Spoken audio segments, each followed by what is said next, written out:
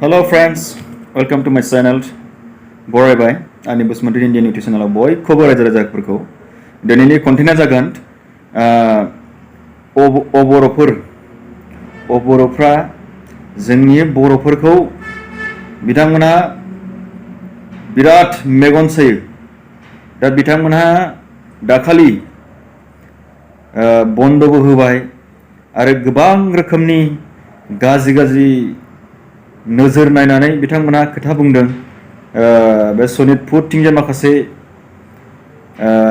हिमन्त बिश्व शर्माया माखासे गामि सोसननायनि बाथ्रा बुंदोंमोन 26 जानुवारियाव दा बेफोरखौ लानानैबो बिथांमोनहा गोबां बाथ्रा बुंदों दा बिथांमोनहा मा खोथा बुंदों बेखौ रायजो राजाफ्रा बर' रायजो राजाफ्रा नायना लागोदो যে যোৱা 26 জানুৱাৰীত অসমৰ মাননীয় মুখ্যমন্ত্ৰী হিমন্ত বিশ্ব শৰ্মা ডাঙৰীয়াই বিএসি বিটিসি আৰু বিটিআৰ চুক্তিবিলাক যেনেকৈ বিটিআৰত বসবাস কৰা 22 লক্ষ অনাবৰ কৰা চিন্তা নকৰি মাত্ৰ এটা জনগোষ্ঠীক প্ৰাধান্য দি তেওঁ যি ৰাজনৈতিক মুনাফা হাসিল কৰাৰ স্বাৰ্থত পৰিকল্পনা যিখিনি চুক্তি কৰিলে সেম একে ধৰণৰ 2023 চনৰ 26 জানুৱাৰী গণতন্ত্ৰ দিৱসৰ দিনাখন বিশ্বনাথ চাৰিআলি হওক শোণিতপুৰ হওক গহপুৰৰ বিভিন্ন অবড়ো সংখ্যাগৰিষ্ঠ গাঁও পুনৰবাৰ কোনো ধৰণৰ বিটিআৰ চুক্তিৰ আয়োগৰ কোনো কথা নাভাবি শুনি একমাত্ৰ একনাত্মবাদ আৰু তেওঁ কোনো ভূটানী হওক মানে যিকোনো কোনো ধৰণৰ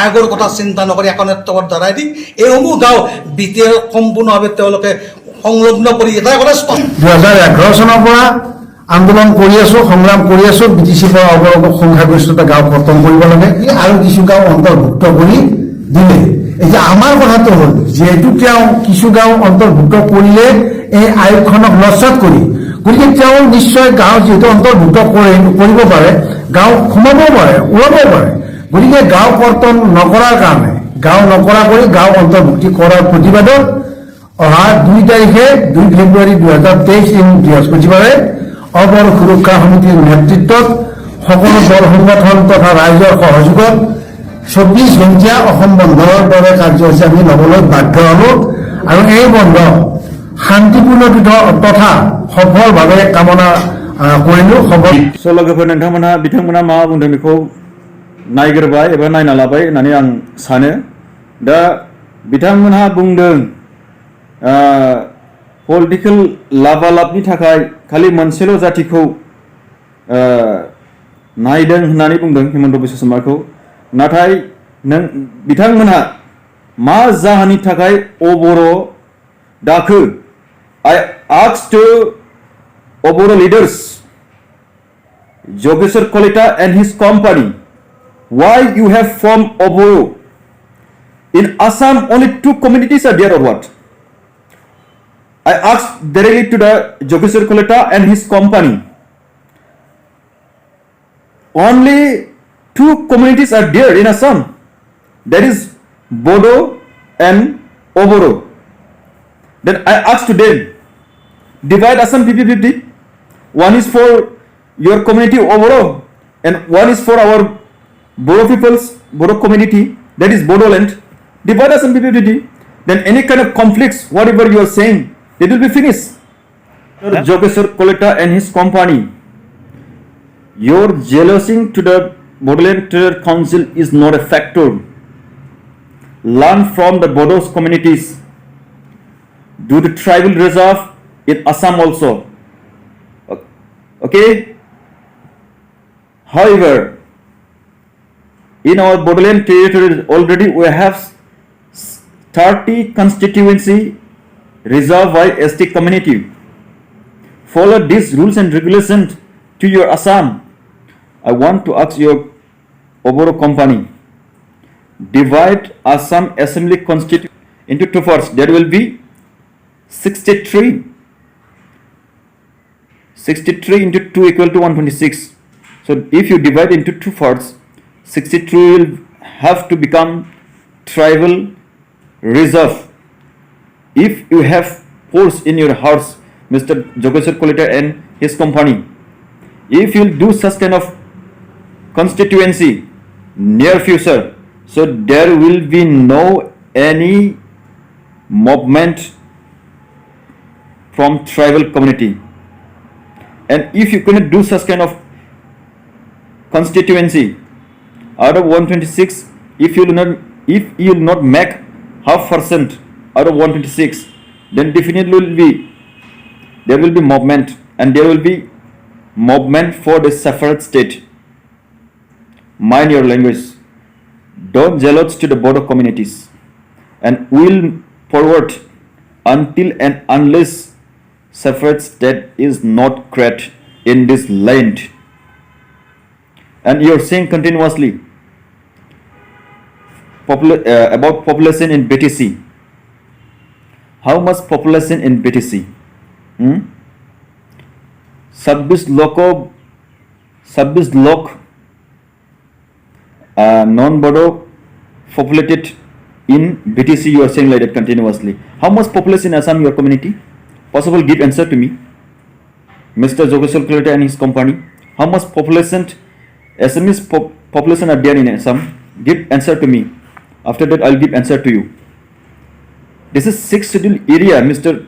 Jogeshwar Kalita and his company will enjoy. This is tribal area, and this is our forefathers' rights.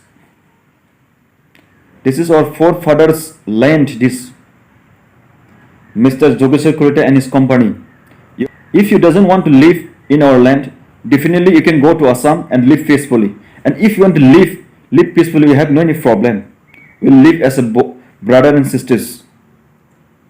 Why you're continuous doing such kind of conflicts in our region? This kind of activities showing to the Bodo people is the main reason to make separate state Bodoland near future. We the Bodos will never tolerate near future. Definitely will make democratic movement if you will go such kind of activities. Definitely we the Bodos will make democratic movement near future. Why you are jealousing to the Bodo peoples continuously? I asked to this Oboro leaders, give answer through the media.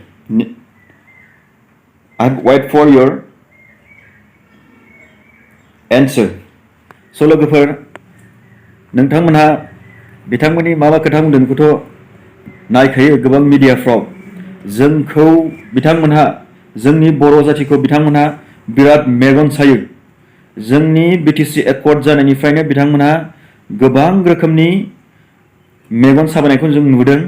बेनिखायनो जोङो जोंनि बर' रायजो राजाफ्रा खौसे जानांगौ। खौसे जानानै जोङो मोनफ्रोमबो खामानिखौ जोङो मोजाङै मावनांगोन। आरो बिथांमोनहा बुंबाय थायो पपुलेशननि खेथ्रआव 26 लाख अनाबर जाति दं होननानै, नाथाय सिंगल लार्जेस्ट हिसाबै जोंनो दं बाहाय। सिंगल लार्जेस्टआव बर' कमिउनिटियानो BTC आव दङ। बिथांमोनहा गोबां रोखोमनि कमिउनिटिखौ लानानैसो बिथांमोना मेजरिटि जानो हागौ, नाथाय जोङो लार्जेस्ट कमिउनिटि इन BTC आव। बेनिखायनो आङो बिथांमोनखौ सोंदों अबर' लिडारफोरखौ, बिथांमोननाव आसामाव बेसेबां पपुलेशन दं एसामिसफ्रा? जोंथ' ट्राइबेल आलादा जाबाय दा, राजबंशिफ्राबो आलादा जाबाय दा, जोंना मुस्लिम कमिउनिटिफ्राबो आलादाखायानोसै बिसोरबो। बिथांमोनाथ' माब्लाबाबो एसामिस जानो हाया। खोथासो रायलायनो हागौ, खिन्थु बिसोरनि टटेल ट्रेडिशनेल खुलुमनाय मानाय, बिसोरनि ड्रेस गासिबो बिसोरना टटेलि दंखाजोबो मालाय। स' बिसोरथ' मालाबाबो एसामिस जानो हाया। एसामिस जानांगौबा बिसोरनि टाइटेलखौ लाबासो एसामिस जागोन आं बेखौ सानगोन।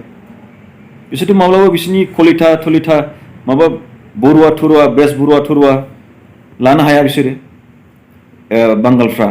मालाय बिसोरना अलरेडि गावसिनिनो टाइटेल दंखायो, मा दंखायो, डिफारेन्ट काइन्ड अफ गावसिनि कमिउनिटि सिनायथिनि थाखाय दंखायो।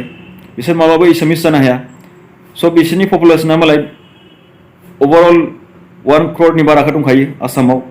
होनबा जोंनि ट्राइबेलफोर दङ, एसामिसफ्रा बेसेबां पपुलेशन दं बेखौ आं बिथांमोनाव सोंदों। बेनिखायनो दा बिसोर जोंखौ पपुलेशनखौ लानानै BTC आव गोबां रोखोमनि खोथा बुंबाय थायो बेनिखायनो आं बिथांमोनाव सोंदों हाउ माच पपुलेशन एसामिस आर देयर इन आसाम बिनिफ्राय जों बुंनो हागोन ट्राइबेलनोबो जोंनो 126टा आसामाव कनस्टिटिउएन्सि दङ बेखौ हाफ खालाम 63टा बानाय ट्राइबेल सिटखौ जोंबो बिदि दाबि नांसिगोन रायजो राजाफोर बिसोर जोंनि बिटिसिआव गोबां रोखोमनि खोथा बुंबाय थायो बेनिखायनो जोंनो ट्राइबेलफोरनोबो 126टा बिधान सभायाव 63टा 63 कनस्टिटिउएन्सखौ बिनांसिगौ होनब्लासो बिसोरनि बेबायदि माबाखौ दबथायनो हागोन जों बर' रायजोफोर माखासे दिमाग लागायनांसिगोन जोङो होनबासो बिसोरनियाव खर' गरम जागोन जोंनि बर' रायजोफोरखौ बिथांमोना नोजोर होयोथ' गाज्रि रोखोमनि माबा माबि बुंबाय थायो गाज्रि नोजोर नायो जोंनि बर' जाथिखौ बेनिखायनो जोंबो बिथांमोनखौ गाज्रि नोजोरजों नायनानै कनस्टिटिउएन्सखौ बिनांगौ 126टायाव 60टा कनस्टिटिउएन्टखौ एसटि रिजार्भ खालामनांगौ होननानै जोङो डिमान्ड खालामनांसिगौ बर' रायजोफोर स' लोगोफोर नोंथांमोननि सिगाङाव आं बेखिनि खोथाखौ बुंबाय दिनैनि कन्टेन्टखौ बेखिनिखौनो बुंनानै दिनैनि कन्टेन्टखौ आं बाहाय दोनथ'बाय रायजो राजाफोर आंनि चेनेलखौ नोंथांमोनहा मोजां मोनोबा अन्नानै साबस्क्राइब खालाम लाइक खालाम आरो शेयार खालाम आरो जुदि मोजां मोनाबा साबस्क्राइब खालामनाङा आंहा बुंनांगौ बाथ्रा गैया रायजो राजाफोर